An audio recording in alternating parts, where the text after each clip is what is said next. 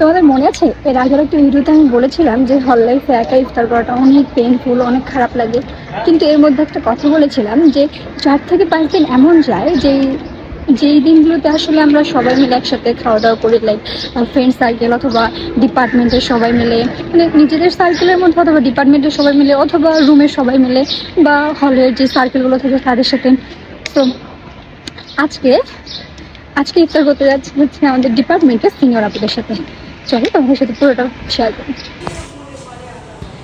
এই যে আমি চলে এসেছি এখন রুমে। ঢুকেই দেখলাম যে আপুরা সবাই ইফতার রেডি করতে শুরু করে দিয়েছে অ্যান্ড আমি হেল্প করতে চাইলাম, তো আপুরা বললো যে এখন আপাতত কোনো হেল্প লাগবে না, তাই আমি একটু বেলকনিতে এসে চারিপাশটা দেখতেছিলাম। অ্যান্ড দেন আপুদের সব ফলমূল কেটে নেওয়া শেষ হওয়ার পরপরই আমি প্লেটে সব কিছু গুছিয়ে দিচ্ছিলাম।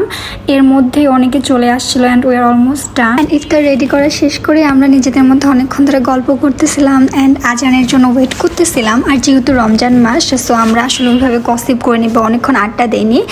আজানের পরপরই আমরা খাওয়া দাওয়া শেষ করে তারপরে নিজেদের রুমে চলে গিয়েছিলাম, বিকজ নামাজ পড়তে হবে। সো এই ছিল মোটামুটি আজকের দিন।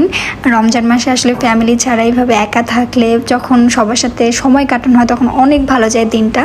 So that's it for today. দেখা হচ্ছে নেক্সট ভিডিওতে। Till then keep loving, bye by.